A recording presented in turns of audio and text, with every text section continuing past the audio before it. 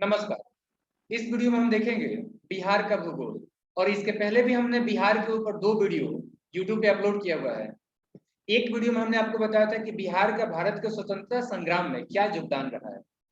दूसरे वीडियो में हमने बिहार के 9 प्रमंडलों और 38 जिलों को ट्रिक के माध्यम से याद रखने का तरीका आपको समझाया था। बहुत ही लाजवाब लाजवाब ट्रिक हमने बनाए हुए थे और ये तीसरा वीडियो है। तो बाकी के जो 2 वीडियोज हैं उसका लिंक डिस्क्रिप्शन बॉक्स में आपको मिल जाएगा। इस वीडियो को देखने के बाद आप चाहते हैं तो उनको भी एक बार से देख सकते हैं। तो चलिए आज के वीडियो लेक्चर हम लोग स्टार्ट करते हैं और जानते हैं बिहार के भूगोल के बारे में तमाम जानकारियां। तो पहली बात जो हमें जाननी चाहिए वो ये कि बिहार आखिरकार दुनिया में पाया कहाँ जाता है, मतलब दुनिया में के किस जगह पर स्थित है। तो ये भारत में स्थित है, ये तो हमको पता है जो कि हम भारत में रहते हैं। अब भारत में भी 6 हिस्सा हो जाता है। एक है नॉर्दर्न, दूसरा है सेंट्रल, तीसरा है ईस्टर्न और चौथा है ईस्ट नॉर्थ ईस्टर्न और पांचवा है वेस्टर्न और लास्ट जो है छठा वो है साउदर्न। तो देखो इसमें अगर हम बात करेंगे तो पूर्वी में है भारत का, सॉरी बिहार जो है वो कहाँ है, तो याद रखिएगा ये देख सकते हैं आप लोग, ये है बिहार। और ये बिहार किसमें पड़ता है, तो ये पड़ता है ईस्टर्न, याद रखिएगा पूर्वी। कौन सा, तो पूर्वी भारत में पड़ता है हमारा बिहार। तो पहला जो इंपॉर्टेंट फैक्ट आपको याद रखना है वो ये कि हमारा बिहार भारत के पूर्वी हिस्से में पड़ता है। नॉर्थ ईस्टर्न में याद नहीं रखेंगे, ठीक है, और डिफ्रेंशिएट भी कर लेंगे। अच्छा, पूर्वी भारत में कौन कौन से राज्य हैं, तो याद रखिएगा पहला हमारा बिहार हो गया, दूसरा झारखंड हो जाएगा, झारखंड से जब हम नीचे आएंगे तो यहाँ पर जो है उड़ीसा आ जाएगा, और एक और राज्य हो जाएगा वो है आपका वेस्ट बंगाल। तो ये 4 राज्य आते हैं पूर्वी राज्य के अंदर में, या कह सकते हैं पूर्वी भारत के अंदर में। अब चलिए हम बात करते हैं बिहार के जो है चौहद्दी के बारे में। तो देखो बिहार से ऊपर में नेपाल एक देश पड़ता है, ये भी याद रखना है कि ये इंटरनेशनल सीमा भी बनाता है। इसके बाद बात करते हैं तो पश्चिम दिशा में ये आपका था उत्तर। तो जब हम बात करते हैं उत्तर में तो पड़ता है नेपाल, जब हम बात करते हैं पश्चिम में तो पश्चिम में पड़ता है यूपी। इसके बाद हम बात करते हैं नीचे यानी कि जो है दक्षिण में तो पड़ता है झारखंड। तो ये हो जाएगा आपका क्या, साउथ। साउथ मतलब हो जाता है दक्षिण। तो यहाँ पर आप नोट कर लीजिए कि ये आपका जो है दक्षिण में क्या पड़ता है, दक्षिण में पड़ता है झारखंड। और जब हम बात करते हैं पूरब में तो 2 राज्य आप लोग याद रखिएगा। एक तो याद रखिए यहाँ पर जो है वेस्ट बंगाल, तो ये हो गया आपका पूरब। ये क्या हो गया, पूरब। तो ये इतना जो रीजन है ना, यहाँ से ये जो रीजन आप देख रहे हो, ठीक है, इधर से यहाँ से आप ध्यान से देखिएगा इस बात को, जो रेड कलर से मैं सीमा बना रहा हूँ, तो ये जो बाउंड्री है बिहार का, ये किसके साथ बन रहा है, ये बन रहा है आपका पश्चिम बंगाल के साथ में। किसके साथ में, पश्चिम बंगाल के साथ में, वेस्ट बंगाल इसको जो इंग्लिश में बोलते हैं। तो पश्चिम बंगाल के साथ में पूरब में सीमा रेखा बन गया एक। अच्छा, दूसरा बन जाएगा कौन सा, झारखंड के साथ में, जिसको मैं ब्लैक कलर से यहाँ पे लिख रहा हूँ, एक्चुअली ब्लू कलर से लिख रहा हूँ। तो देखो, तो यहाँ पर जो है ये जो है आपका झारखंड है, ये कौन सा है, ये झारखंड वाला हिस्सा है। यहाँ पर आप जो देख रहे हो ये भी आपका भारत बोल रहा हूँ, बिहार का जो है कह सकते हैं कि दक्षिण और साथ साथ पूरब की तरफ में आपका बॉर्डर बन रहा है, ठीक है। तो याद रखिएगा कि पश्चिम बंगाल के साथ में कितना हमारा जिला जुड़ा हुआ है, तो 1, 2 और 3। अगर नाम जाना चाहते हो तीसरा है आपका यहाँ पे है किशनगंज, और 2 नंबर पे जो है ये है आपका पूर्णिया, और ये जो आपका 1 नंबर पे है ये है आपका कौन सा, ये है कटिहार। तो 3 राज्य किसके साथ में सीमा बनाता है, पश्चिम बंगाल के साथ में। ऐसे ही आप खुद से काउंट कर लीजिएगा, उतना तो आप समझदार हो। चलिए अब हम बात कर लेते हैं यहाँ पे कुछ और थोड़ा सा डिटेल्स में चलते हैं। तो देखो हमने आपको बताया है कि नॉर्थ में नेपाल है, हमने आपको बताया कि पश्चिम में यानी कि वेस्ट में जो है, वेस्ट में उत्तर प्रदेश है, और हमने आपको बताया कि जब हम बात करते हैं नीचे यानी कि साउथ में तो पड़ता है झारखंड, और जब हम बात करते हैं पूरब में तो ये पड़ता है वेस्ट बंगाल। ये तो हमने चौहद्दी पढ़ा था। लेकिन अब हम बात करते हैं कि बिहार का कौन सा जिला सबसे पश्चिम है, सबसे उत्तर है, सबसे दक्षिण है और सबसे पूर्व है। तो यहाँ पर सबको जो है आप याद कर लीजिए। देखिए सबसे पहले यहाँ पर जब हम बात करते हैं सबसे ऊपर में, तो सबसे ऊपर में देखिए अगर बात करते हैं किशनगंज से, यहाँ पर अगर आप लाइन खींचते हो तो देखो यहाँ पे किशनगंज से ऊपर में कौन सा है, वेस्ट बंगाल है। तो आप याद रखिएगा कि सबसे उत्तर में कौन सा है, सबसे उत्तर में जो डिस्ट्रिक्ट है वो है रेड कलर से मैं इसको ये सर्कल कर देता हूँ, ये है सबसे उत्तर में। ये क्या है, ये है सबसे, मैं लिख भी देता हूँ, सबसे उत्तर या सबसे उत्तरी जिला। ये क्या हो गया, सबसे उत्तरी जिला हो गया। अब हम बात कर लेते हैं यहाँ पर सबसे पश्चिमी जिला। तो सबसे जो लेफ्ट साइड में यानी सबसे जो पश्चिमी जिला है वो है कैमूर जिला। तो कैमूर जिला के बारे में याद रखिएगा कि ये क्या है, ये है सबसे पश्चिम। ये क्या है, सबसे पश्चिम है। अब बात करते हैं सबसे नीचे, नीचे का मतलब क्या हो जाएगा, सबसे दक्षिण में कौन सा जो है जिला है, तो याद रखिए गया। ये जो गया है ये सबसे क्या है, दक्षिण है, ये दक्षिणतम जिला है। क्या है, दक्षिणतम, तम मतलब सबसे, ठीक है। तो दक्षिणतम क्या है, ये है जिला, दक्षिणतम जिला, याद रखिएगा, ठीक है। चलिए अब हम बात करते हैं सबसे जो है पूरब में, तो सबसे पूरब में आ जाता है किशनगंज। तो ये क्या हो जाएगा, किशनगंज के याद रखिएगा, ये जो है सबसे, ये जो है सबसे पूरब है, ये क्या है, सबसे पूरब में है। तो आपने 4 जिला का याद कर लिया कि सबसे पूरब, सबसे पश्चिम, सबसे उत्तर, सबसे दक्षिण में कौन सा है। अब यहाँ पर 2 फैक्ट और आपको बताता हूँ, वो भी मजेदार है। 2 फैक्ट आप याद रखिएगा कि एक शिवहर जो है ना, ये है आपका शिवहर। तो शिवहर जो है सबसे छोटा जिला है, किसके अकॉर्डिंग, क्षेत्रफल के अकॉर्डिंग। तो ये जो है ना, ये सबसे, ये क्या है, ये जो है ना सबसे छोटा जिला है, सबसे छोटा क्या है, जिला है। और किसके आधार पर, तो ये जो है ना एरिया के आधार पर, किसके आधार पर, एरिया के, बाई एरिया, मैं शॉर्ट में लिखता हूँ क्योंकि समय बचाना है आपका, तो बाई एरिया। अब देखो यहाँ पे शेखपुरा है, ये तो आपने जान लिया। अब यहाँ पर देखो शेखपुरा है, ये जो आपको शेखपुरा दिख रहा है, ठीक है ना, तो ये जो आपको शेखपुरा दिख रहा है, ये शेखपुरा क्या है, ये सबसे छोटा जिला है। ये भी क्या है, ये भी जो है सबसे छोटा जिला है। क्या है, ये जो है ना सबसे छोटा जिला है, लेकिन ये किसके अकॉर्डिंग है, ये पॉपुलेशन के अकॉर्डिंग। अगर दोनों का आप कंपेयर कर सकते हो, देखो ऊपर का जब आप देख रहे हो यहाँ पर शिवहर, तो ये छोटा दिख रहा है, ठीक है, किसके तुलना में, ये शेखपुरा की भी तुलना में, लेकिन शेखपुरा बड़ा है शिवहर से, लेकिन पॉपुलेशन कम है। तो याद रखिएगा ये किसके अकॉर्डिंग है, ये है बाई पॉपुलेशन। तो शॉर्ट में लिख देता हूँ अच्छा चलो पूरा ही लिख देता हूँ मैं, पॉपुलेशन, ठीक है। तो ये बाई पॉपुलेशन जो सबसे छोटा है। तो ये तमाम फैक्ट्स आपको समझ में आ गए होंगे। डिस्ट्रिक्ट और परमंडल मैंने पहले ही बढ़ा दिया है, डिस्क्रिप्शन बॉक्स में उसका लिंक मिल जाएगा। अब आइए कुछ हम लोग तमाम फैक्ट्स के बारे में बात करते हैं। पहली बात जो हमने आपको बताया था कि ये आपका पूरब में पड़ता है बिहार। दूसरा अब चलो बात कर लेते हैं इसका जो है ना दुनिया के किस जगह पे ये पाया जाता है, लोकेशन। तो आप लोगों को पता है अक्षांश और देशांतर के आधार पर जो हम लोग बताते हैं किसी भी क्षेत्र का लोकेशन। तो हम लोग बात करेंगे यहाँ पर कि सबसे जो है ना दक्षिणी जो बिंदु है वो कितना है, ठीक है। तो सबसे जो दक्षिणी बिंदु है ना, ये आपका गया जिला का है, और गया जिला का जो दक्षिणी बिंदु है वो कितना है, तो याद रखिएगा ये है 24 डिग्री, ये है 24 डिग्री, और ये है एक सेकेंड, ये जो है ना 24 डिग्री और 20 मिनट, लिखिए आप लोग 24 डिग्री 20 मिनट और 10 सेकेंड। ये क्या है, ये है सेकेंड, ये कितना है, नॉर्थ अक्षांश है, ये क्या है, नॉर्थ अक्षांश, ठीक है। चलो अब बात कर लेते हैं सबसे उत्तरी। तो सबसे उत्तरी का बात करेंगे तो ये वाला हिस्सा हो जाएगा। अब ये कितना है, तो इसमें 3 डिग्री जोड़ लेना, यानी कि हो जाएगा 27 डिग्री 31 मिनट और 15 सेकेंड। ये क्या हो जाएगा, नॉर्थ लैटिट्यूड यानी कि अक्षांश, ठीक है। तो ये उम्मीद करता हूं कि आपने नोट कर लिया। अब इसको याद रखना पड़ेगा आपको कि भाई 3 डिग्री का जो है फासला है। अब चलिए आ जाते हैं सबसे पश्चिम और सबसे पूरब में। तो सबसे पश्चिम में ये कैमूर जिला का पड़ जाएगा, और ये जो है ना सबसे पश्चिम का कितना हो जाएगा, ये हो जाएगा 83 डिग्री, लिख लीजिए यहाँ पे 83 डिग्री 19 मिनट 50 सेकेंड। ये क्या है, ये है आपका जो है ईस्ट, ईस्ट देशांतर। मैं शॉर्ट में लिखा हूं यहाँ पे ईस्ट का ई, देशांतर आप लोग लिखिएगा पूर्वी देशांतर, ठीक है। चलिए अब आ जाते हैं हम लोग क्या, सबसे पूरब वाला जो एरिया है ये किशनगंज का एरिया है, ठीक है। और इसका अगर हम बात करते हैं कि कितना है देशांतर, तो इसका आप लोग लिख लीजिए 88 डिग्री, यहाँ पे लिखिए 88 डिग्री 17 मिनट और 40 सेकेंड ईस्ट देशांतर, ईस्ट देशांतर, ये नोट कर लीजिए। तो ये हो गया हमारा क्या, ये हो गया पूरा स्थिति कि कहां पर ये पाया जाता है, ठीक है। चलिए अब हम बात कर लेते हैं कि इसका क्षेत्रफल का, और इसका क्षेत्रफल के अकॉर्डिंग पॉपुलेशन के अकॉर्डिंग कितने नंबर पे आता है। तो देखो सबसे पहले हम बात करते हैं इसका जो है ना क्षेत्रफल कितना है। तो इसका जो क्षेत्रफल है ना वो आपका 94 किलोमीटर स्क्वायर है, यानी कि कौन सा कह सकते हैं कि राज्य है। तो याद रखिएगा कि क्षेत्रफल की दृष्टि से जो है ना ये 12वां सबसे बड़ा है।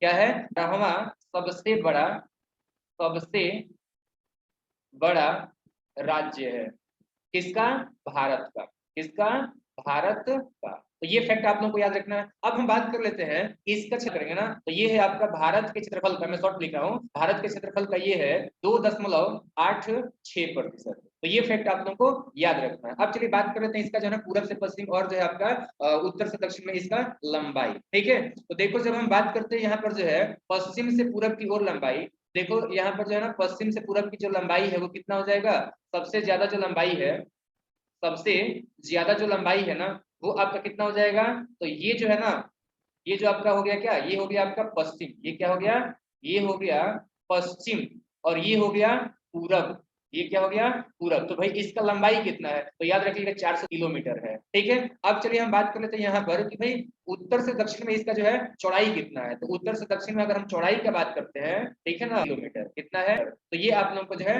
लंबाई और चौड़ाई याद रखना है, ठीक है। चलिए हम आगे बात करते हैं इसका चौहद्दी, तो मैंने पहले बता रखा था, इधर में आपका जो है नेपाल है, ठीक है, इधर हमने बताया था कि वेस्ट बंगाल है, इधर में हमने आपको बताया था झारखंड है, और इधर में आपको बताया था कि इधर में क्या है, इधर में आपका यूपी है, ठीक है। तो ये आपका क्या हो जाएगा, ये हो जाएगा आपका जो इसका चौहद्दी। अब चलिए हम आगे बढ़ते हैं, तो मैं आपको इस बात बताना चाहता हूँ कि देखो यहाँ से एक नदी आती है और उस नदी का नाम है आपका गंगा नदी, ठीक है। और देखो ये जो गंगा नदी है ना बिहार की सबसे लंबी नदी है, इसका मैं नाम लिखता हूँ, ये कौन सी नदी है, ये है गंगा नदी, और ये क्या है, बिहार की सबसे लंबी नदी है, तो नोट कर लीजिए, ये क्या है, बिहार की सबसे लंबी नदी, लंबी या बड़ी दोनों हो जाएगा, ठीक है ना, पानी की दृष्टि से देखो, मतलब प्रवाह की दृष्टि से देखो, चाहे लंबाई की दृष्टि से देखो, दोनों ही कंडीशन में हमारा आंसर जो होगा वो आपका गंगा नदी होगा, ठीक है। तो सबसे लंबी, और ठीक है, तो ये बात याद रखिएगा। और ये जो है ना बिहार को दो बराबर भागों में बांट देती है, 19 जिला उत्तर में और 19 जिला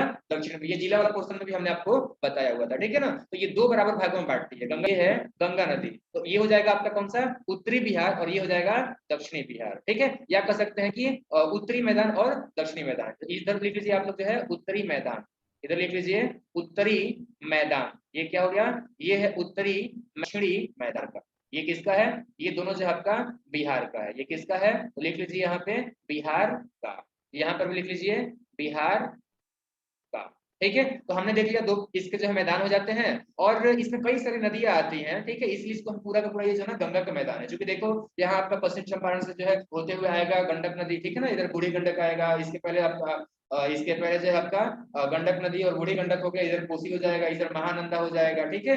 तो ये सब नदियां हैं, नीचे से अगर बात करो सोन नदी हो जाएगा, फाल्गु नदी हो जाएगा, पुनपुन नदी हो जाएगा, तो इस तरीके से कई सारे जो है आपका नदियां हो है, जो कि सहायक नदी है, किसकी सहायक नदी है, गंगा नदी की सहायक नदी। और हमारे सीवान से कौन सी नदी आती है, तो याद रखना कि सीवान से जो है दाहा नदी जाती है, जो कि काफी टेढ़ी मेढ़ी नदी है, ठीक है। तो ये तमाम फैक्ट्स जो है आपको याद रखने थे। ये गंगा का मैदान है, ये पूरा का पूरा जो है क्या है, ये पूरा का पूरा याद रखिएगा कि ये पूरा का पूरा जो है ना गंगा का मैदान है, ये क्या है, ये है गंगा का मैदान, गंगा का मैदान, और ये दोनों बराबर हिस्सों में जो है गंगा नदी बांटती है। अब चलिए बात कर लेते हैं यहाँ पर जो है 2011 में जो जनगणना हुआ था उसके अकॉर्डिंग कुछ डेटा, तो जनगणना अगर बात करते हैं 2011 वाला, तो 2011 का जो आपका सेंसस था यानी कि जनगणना था 2011, एक सेकेंड यहाँ लिख लीजिए 2011 की जनगणना, ठीक है ना। अभी देखो 2021 में भी होने वाला है, तो 2011 के जनगणना के अनुसार अगर बात करते हैं बिहार का पॉपुलेशन, अगर बिहार का हम बात करते हैं जनसंख्या, बिहार का क्या बात करते हैं, जनसंख्या, तो कितना है मैं बता देता हूं आपको, ये है 10 दशमलव, जनसंख्या है आपका 10.38 करोड़, शॉर्ट में ही आप समझ लीजिए, ठीक है। तो ये बात, अब देखो जनसंख्या जो है ना ये भारत का कितना परसेंट है, तो भारत का अगर हम बात करते हैं तो याद रखिए कि भारत का जो है 8, भारत का यहाँ पे मैं लिख देता हूँ, भारत का कितना है, भारत का 8.0, यहाँ पे थोड़ा सा साफ लिख देता हूँ मैं, 8.07% जो है पूरा जनसंख्या। अब जनसंख्या की अकॉर्डिंग हम बात करते हैं तो हमारा जो बिहार राज्य है ये आपका तीसरे नंबर पे आता है, ये कितने नंबर पे आता है, तीसरा सबसे बड़ा, तीसरा सबसे, तीसरा सबसे बड़ा राज्य है, ठीक है। एक यूपी हो जाएगा और एक आपका जो है महाराष्ट्र हो जाएगा और एक ये हो जाएगा, ठीक है ना। तो इस तरीके से आपको जो है याद रखना है, तीसरा जो है सबसे बड़ा राज्य हमारा पॉपुलेशन के अकॉर्डिंग हो जाता है बिहार भारत का, ठीक है। चलिए अब हम बात करते हैं सबसे छोटा, अगर हम बात करते हैं जनसंख्या के अकॉर्डिंग, जनसंख्या के अकॉर्डिंग जो सबसे छोटा जिला, सबसे छोटा, यहाँ पे लिख लीजिए सबसे छोटा जिला, तो सबसे छोटा जो जिला है ना याद रखिएगा ये है आपका शेखपुरा, अभी भी मैंने आपको बताया भी था, ठीक है। तो चलिए मैं इसको रेड से लिख देता हूँ शेखपुरा, ये जो शेखपुरा है, शेखपुरा है ठीक है ना, ये सबसे छोटा है। अब चलो जब इसका बात हुआ है तो यहाँ पर जो हम लोग बात कर लेते हैं शिवहर का। शिवहर जो है ना ये आपका सबसे छोटा है। क्या है? सबसे छोटा है, सबसे छोटा। सबसे छोटा किसके आधार पर है? एक सेकंड, इसको हम लोग एरिया वाला में लिखते हैं, तो एरिया वाला ये रहा। अब एरिया के अकॉर्डिंग हम बात करते हैं क्या, सबसे छोटा, तो लिख लीजिए यहाँ पर सबसे, यहाँ पर लिख लीजिए सबसे छोटा जिला। तो सबसे छोटा जिला कौन सा है? तो याद रखिएगा आपका कौन सा है? शिवहर है। कौन सा है? शिवहर जो जिला है ये सबसे छोटा है। किसके आधार पर? क्षेत्रफल के आधार पर। ठीक है, तो ये हमने देख लिया। चलिए हम आगे बढ़ते हैं। तो यहाँ पे अच्छा एक मिनट, चलिए तो अब हम बात कर लेते हैं यहाँ पर सबसे बड़ा जिला कौन सा है। तो सबसे बड़ा जिला जब हम बात करते हैं तो यहाँ पर याद रखिएगा आप लोग जो है क्षेत्रफल के अकॉर्डिंग हम बात करते हैं। किसके अकॉर्डिंग हम बात करते हैं? अगर क्षेत्रफल के अकॉर्डिंग हम बात करते हैं यहाँ पर, ठीक है ना, चलो यहीं पे मैं लिखवा देता हूँ। तो सबसे बड़ा, ठीक है ना, तो सबसे बड़ा जो जिला था ना वो पहले तो गया हुआ करता था, लेकिन अभी जो है ना पश्चिमी चंपारण है। तो याद रखिएगा अभी के डेटा के अनुसार अगर करंट में बात करते हो आप, तो पश्चिमी चंपारण आप लोग को जो है याद रखना है। ठीक है, तो ये हो जाएगा। अब चलिए हम बात कर रहे थे यहाँ पर जो है आगे घनत्व के बारे में। जनसंख्या चूंकि हमने अभी अभी पढ़ा हुआ था, तो जनसंख्या घनत्व अगर हम बात करते हैं हमारे बिहार राज्य का, तो जनसंख्या घनत्व कितना है यहाँ पे मैं लिख देता हूँ। जनसंख्या जनसंख्या घनत्व का अगर हम यहाँ पे बात करें तो याद रखिएगा कि बिहार राज्य का जनसंख्या का जो घनत्व है वो है 1102 व्यक्ति। 1102 व्यक्ति प्रति वर्ग किलोमीटर, प्रति किलोमीटर स्क्वायर में शॉर्ट में लिख देता हूँ। ठीक है, तो ये आप लोगों को जो है याद रखना है। अगर हम बात करते हैं बिहार की कुल आबादी का जो है कितना परसेंट गांव में रहता है, तो इस जनसंख्या का जो है ना 90%, कितना परसेंट? 90% जो लोग हैं ना, 90% जो लोग हैं ये रहते हैं गाँव में। कहाँ रहते हैं? ये रहते हैं आपके जो है गाँव में। करीबन करीबन ये 88% है, तो लगभग हम लोग 90 बोल देते हैं। ये जो है ना गाँव में निवास करते हैं। तो बाकी जो 12% या 10% है वही आपके जो है शहरों में निवास करते हैं। अब हम बात कर रहे थे सबसे जो है ना जनसंख्या वृद्धि दर किसका अधिक है। ठीक है, तो सबसे जो अधिक जनसंख्या वृद्धि दर है वो है आपका, एक मिनट, हाँ, तो वो है आपका मधेपुरा का। और मधेपुरा जो है यहाँ पर पड़ेगा आपका। तो ये जो आपका मधेपुरा है ये क्या है? ये है मधेपुरा। आपको याद है कि ये कोसी प्रमंडल में पड़ता है, ठीक है ना, तो ऊपर में सुपौल और नीचे में सहरसा पड़ जाता है। तो मधेपुरा का जो जनसंख्या वृद्धि दर है वो सबसे अधिक है। ये मधेपुरा का क्या है? ये है जनसंख्या सबसे अधिक। सर्वाधिक लिख लो आप लोग। तो सर्वाधिक जनसंख्या वृद्धि दर, जनसंख्या वृद्धि दर किसका है? वो है आपका मधेपुरा का। इसके बाद हम बात कर लेते हैं कि सबसे कम जनसंख्या वृद्धि दर किसका है। तो ये है आपका जो है ना गोपालगंज का। तो ये है आपका गोपालगंज। ये क्या है? ये है गोपालगंज। और गोपालगंज जो है ना इसका क्या है? इसका जो है सबसे कम जनसंख्या वृद्धि दर है, जनसंख्या वृद्धि दर है। ठीक है, तो ये दो फैक्ट याद रखिएगा। अब हम बात करते हैं सबसे जो है ना किसका घनत्व अधिक है। तो यहाँ पर जो पड़ता है आपका एक जिला जिसका नाम है शिवहर। इसका नाम क्या है? इसका नाम है आपका जो है शिवहर। ठीक है ना, तो शिवहर के बारे में याद रखिएगा। शिवहर में जो है ना जनसंख्या घनत्व सबसे अधिक है। शिवहर के बारे में क्या रखना है? सर्वाधिक घनत्व लिख लीजिए यहाँ पे। सर्वाधिक जनसंख्या सर्वाधिक जनसंख्या घनत्व।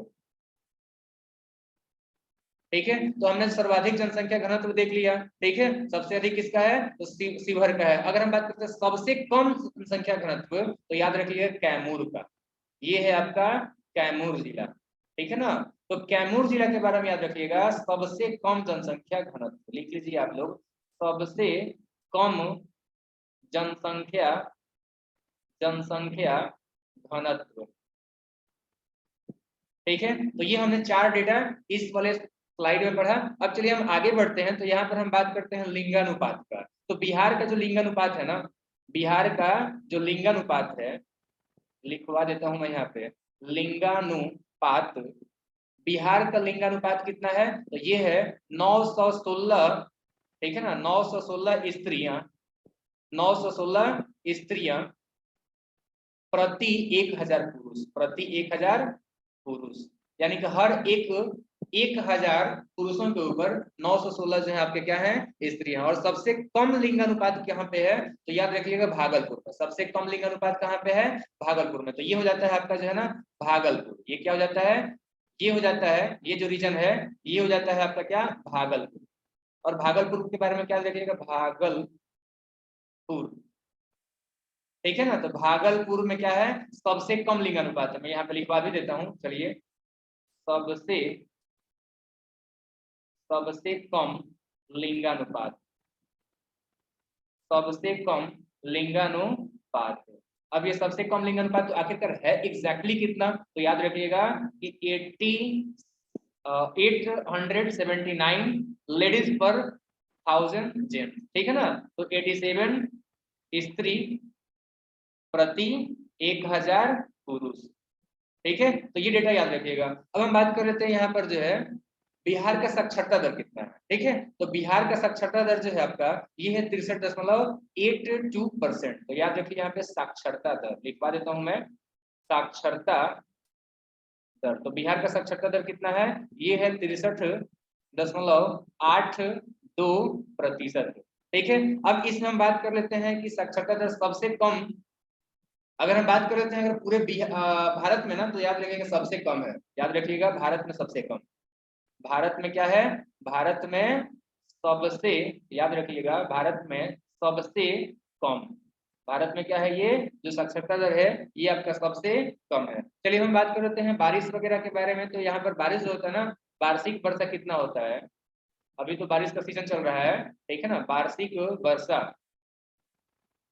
तो वार्षिक जो वर्षा है ये होता है 120 सेंटीमीटर। कितना होता है, 120 सेंटीमीटर। अब हम बात करें सबसे कम और सबसे अधिक बारिश कहाँ होता है, तो सबसे अधिक बारिश होता है आपका जो है ना, याद रखिएगा किशनगंज में। ये जो आपका एरिया है ये है किशनगंज, इसका नाम क्या है, ये है किशनगंज। और इसके बारे में क्या रखना है कि भाई यहाँ पे सर्वाधिक वर्षा होता है, यहाँ पे क्या होता है सर्वाधिक, और सबसे कम भी मैं आपको बता देता हूँ, सर्वाधिक वर्षा होता है। और सबसे कम जो है ना गया में होता है, सबसे कम कहाँ पे होता है, अच्छा सबसे कम जो है ना, अगर बारिश का हम बात कर लेते हैं, ठीक है, अगर गर्म का बात करते हो, किसका बात करते हो, गर्म का बात करते हो, तो ये हो जाता है आपका जो है ये वाला एरिया, इसको क्या बोलते हैं, इसको बोलते हैं गया, इसको बोलते हैं हम लोग गया जिला। तो गया जिला जो है ना ये आपका सबसे गर्म होता है, ये क्या है सबसे, याद रखिएगा सबसे गर्म जिला है, ये सबसे गर्म जिला है। अच्छा तो फिर सबसे ठंडा कौन सा हो जाएगा, तो सबसे कम जो सबसे जो ठंडा होता है वो होता है पश्चिमी चंपारण।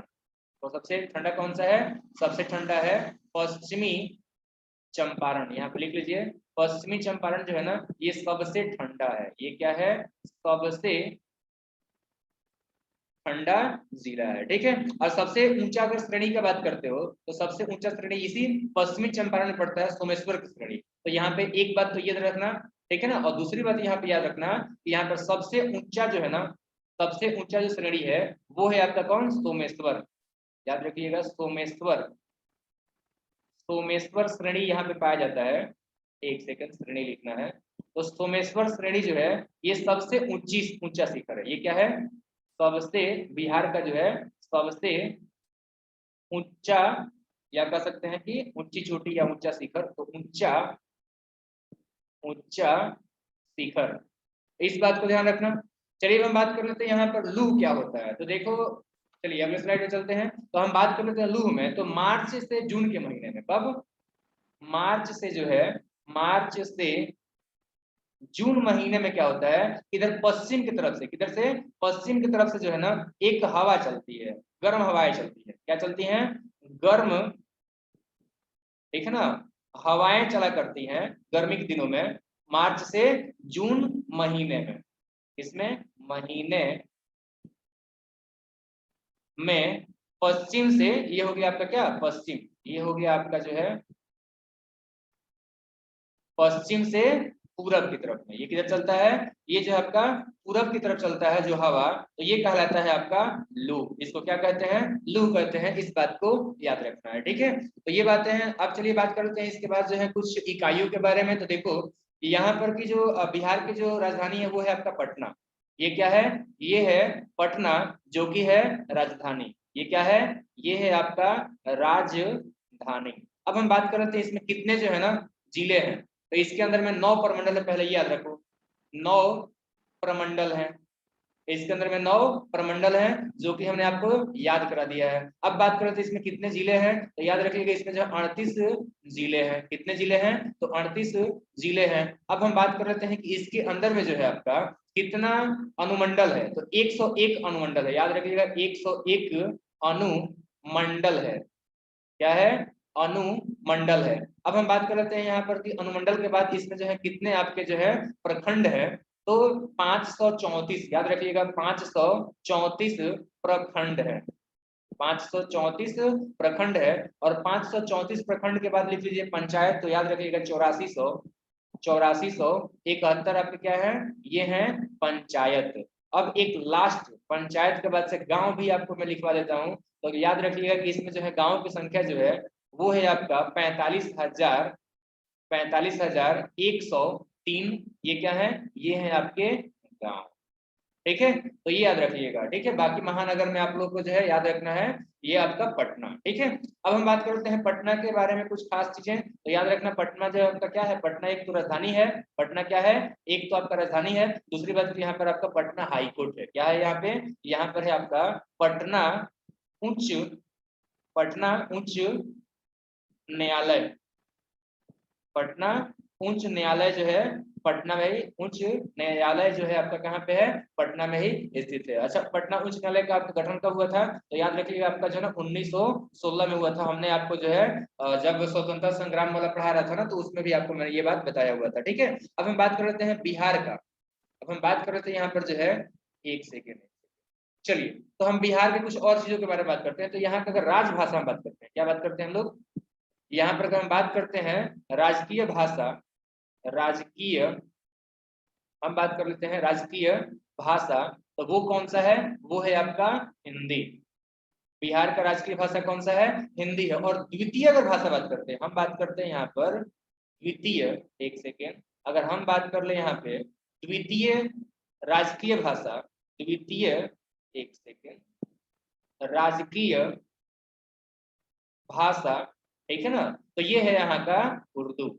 ये है उर्दू, जिसका अर्थ होता है तंबू। चलिए अब हम बात कर लेते हैं बिहार का जो है स्थापना दिवस कब मनाया जाता है, तो बिहार दिवस कब मनाया जाता है।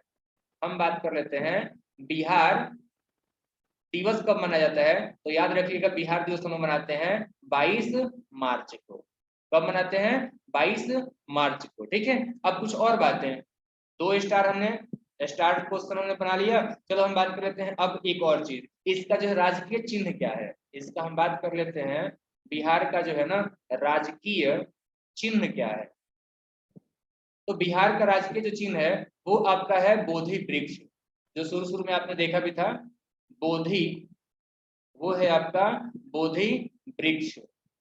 और बिहार के लिए बहुत ज्यादा महत्व रखता है बोधि वृक्ष, क्योंकि इसी बोधि वृक्ष के जो है नीचे भगवान बुद्ध को ज्ञान की प्राप्ति हुई थी, ठीक है। अब हम बात कर रहे थे यहाँ पर नेक्स्ट क्वेश्चन, तो वो है आपका राजकीय पशु या फिर पक्षी, दोनों हम बात करते हैं। तो लिखो पहले आप राजकीय पशु, उसके बाद पक्षी पढ़ा देता हूँ।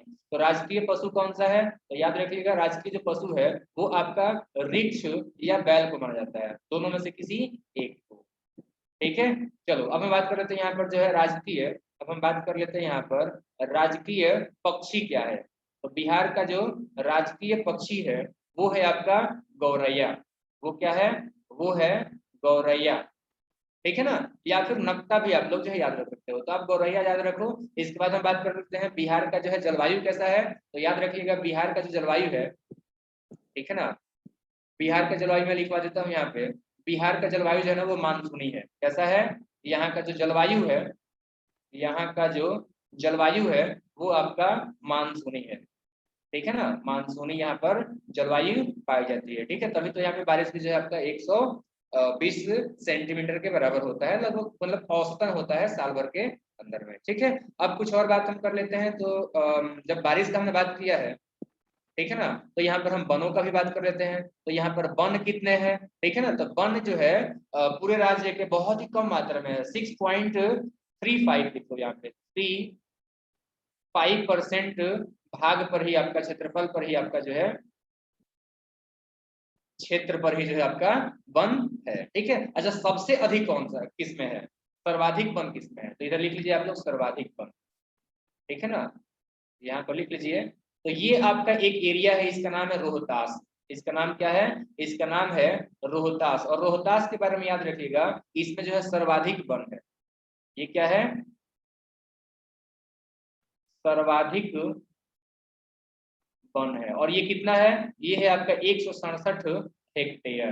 कितना है, 167 हेक्टेयर है। तो इस बात को जो है आप लोगों को याद रखना है। तो यहीं पर अच्छा लास्ट में जाते जाते आप लोगों को जो है कुछ साइंटिस्ट से संबंधित की बातें हम कर लेते हैं। तो यहाँ पर जो है आर्यभट्ट का पटना में जन्म हुआ था। ये आपका पटना हो गया, और पटना में जो है आपका आर्यभट्ट का जो है जन्म हुआ था, जो कि जीरो का खोज किए थे। किसका खोज किए थे, शून्य का या दशमलव प्रणाली का जो है शून्य का खोज, शून्य का खोज किया था। ठीक है ना, दशमलव प्रणाली का जो है दशमलव प्रणाली इन्होंने जो है आपका दिया हुआ था। ठीक है, तो इस बात को याद रखना। अच्छा यहीं पर जो है आपके विधान चंद्र रॉय का भी जो है जन्म हुआ था। ये जो है ना विधान चंद्र राय का जन्म हुआ था, जो कि प्रसिद्ध चिकित्सक थे, ठीक है ना, और प्रोफेसर भी थे। तो इनके जन्मदिन का, इनका जो जन्म दिन होता है, ठीक है ना, इसको जो हम लोग डॉक्टर्स डे मनाते हैं, इसको हम लोग क्या मनाते हैं, इसको जो है हम लोग डॉक्टर्स डे के रूप में जो है सेलिब्रेट करते हैं। तो ये भी यहीं पे जन्म हुए थे। इनको भारत रत्न भी मिला है, इनको जो है आपका भारत रत्न भी प्राप्त हुआ है। एक्चुअली भारत रत्न से इनको जो है सम्मानित, रत्न से जो है इनको सम्मानित किया गया है। ठीक है ना, ये आपके जो है पश्चिम बंगाल के जो मुख्यमंत्री भी रहे हुए थे। ठीक है, अच्छा एक और बात याद रखना है आपको, एक और बात क्या याद रखना है, तो यहाँ पर बिहार के ही थे, बिहार के ही थे वशिष्ठ नारायण सिंह, डॉक्टर वशिष्ठ, अभी अभी उनका जो मृत्यु हुआ है, डॉक्टर वशिष्ठ, डॉक्टर वशिष्ठ, एक second, doctor Vashishtha Narayan, doctor Vashishtha Narayan Singh. और डॉक्टर वशिष्ठ नारायण जो है ना बहुत ही तेज थे, बहुत बहुत तेज थे। और इनको जो है ना बिहार का रामानुज कहा जाता है। इनको क्या कहा जाता है, इनका जो है नाम रखा गया है बिहार का रामानुज। ठीक है, अच्छा एक बात, ये तो मैथमेटिक्स से इनको बहुत ज्यादा लगाव था, फिजिक्स के प्रोफेसर रहे थे, ठीक है ना। और फिजिक्स में अगर आप बात करना चाहते हो तो याद रखना, बिहार अब तक के जो है ना सबसे जो तेज साइंटिस्ट माना गया है, वो माना गया है आपको जो है आइंस्टीन। ठीक है, और इन्होंने जो है चैलेंज किया हुआ था, इन्होंने किसको चैलेंज किया हुआ था, इन्होंने जो है E is equal to m c square जो है ना, E is equal to m c square को इन्होंने जो है चैलेंज कर दिया था, इन्होंने जो है आपका चैलेंज कर दिया था। ठीक है, तो याद रखना, आप समझ सकते हो आप तो कितने जो है आपके ये तेज व्यक्ति थे। ठीक है, तो ये सब था आपका जो है बिहार के ज्योग्राफी से संबंधित कुछ खास जानकारी है, जो कि आप लोगों को जो है याद रखना है जीके के रूप में। उम्मीद करता हूँ कि वीडियो अच्छा लगा हुआ है। एक और वीडियो कल आने वाला है जो बहुत ही धमाकेदार होगा, और इस वीडियो को हम लोग यहीं पे समाप्त करते हैं। Thank you very much.